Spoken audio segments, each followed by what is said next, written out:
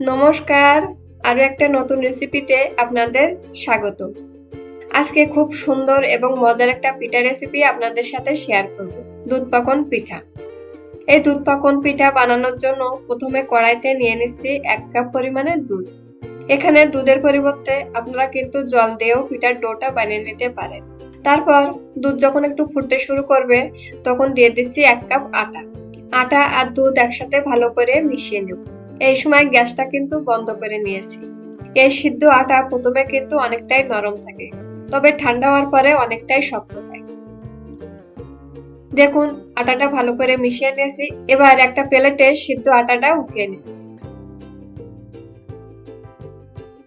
আটা ঠান্ডা হওয়ার পর পিঠার জন্য ডো বানিয়ে পিঠাগুলো সফট করার জন্য এখানে আমি একটা ডিম নিয়েছি। ডিমটা প্রথমে একটা কাঁটা চামচ দিয়ে একটু ফেটিয়ে নেব। তারপর ডিমের কিছুটা অংশ এই ডোর সাথে মাখিয়ে নেব। আপনারা যারা আমার চ্যানেলে নতুন তারা প্লিজ আমার চ্যানেলটা সাবস্ক্রাইব করবেন আর পাশে থাকা বেল আইকনটা ক্লিক করে দেবেন। এতে করে আমার চ্যানেলের নতুন নতুন সব ভিডিও সবার আগে আপনার কাছে পৌঁছে যাবে।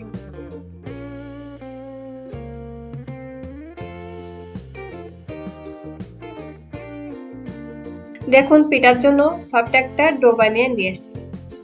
এবার এই ডোটা চিকন লম্বা করে এর থেকে ছোট ছোট গুটি কেটে নেব।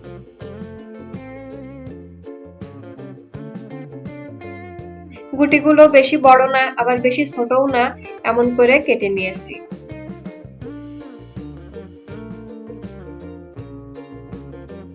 সবগুলো গুটি কেটে নেওয়ার পরে এবার হাত দিয়ে গুটিগুলো একটু লম্বাটে মতো করে গোল করে নেব।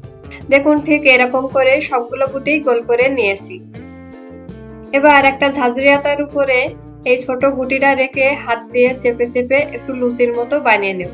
তারপর একটা সাইডে থেকে আস্তে আস্তে ঘুরিয়ে এই পিঠাগুলো উঠিয়ে নিচ্ছি। এভাবে কিন্তু খুব সহজে এই পিঠাগুলো বানিয়ে নেওয়া যায়। কোনো রকম ডাই ছাড়াই এই পিঠাগুলো বানিয়ে নিয়েছি। আর দেখুন দেখতে কতটা সুন্দর হয়। আমি আরো একটা বানিয়ে আপনাদের দেখিয়ে দিচ্ছি। এই পিঠাগুলো বানানো কিন্তু খুবই সহজ, যে কেউ একবার দেখলেই এই পিঠাগুলো বানিয়ে নিতে পারে। সবগুলো পিঠা একইভাবে বানিয়ে নিয়েছি। এবার পিঠাগুলো দুধে ভিজানোর জন্য কড়াইতে নিয়ে নিচ্ছি 1 কাপ দুধ। এবার দেব 1/3 কাপ চিনি। মিষ্টির পরিমাণটা আপনারা যেমন খেতে পছন্দ করেন তেমনটা দিয়ে নেবেন। এবার দিয়ে দিচ্ছি 2টা এলাচ। এখন দুধটা 3-4 মিনিটের মতো ভালো করে ফুটিয়ে নেব। দুধ যখন ফুটতে থাকবে তখন কড়াইতে একটা একটা করে এই পাকন পিঠাগুলো দিয়ে দেব। এই পাকন পিঠাগুলো দেওয়ার পরে আরো 3-4 মিনিটের মতো আমি ফুটিয়ে নিচ্ছি। এতে করে এই পাকন পিঠাগুলো অনেকটাই নরম হয়।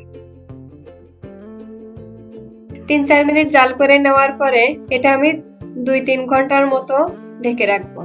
2-3 ঘন্টা পরে দেখুন পিঠাগুলো কিন্তু অনেকটাই ফুলে উঠেছে। এইভাবে খুব সহজে আপনারা এই পাকন পিঠাগুলো বানিয়ে নিতে পারেন। এই শীতে একবার হলেও বানিয়ে দেখুন এই দুধ পাকন পিঠা। ভিডিওটা ভালো লাগলে লাইক, কমেন্ট, শেয়ার করার অনুরোধ রইল। ভালো থাকবেন, সুস্থ থাকবেন। ধন্যবাদ সবাইকে।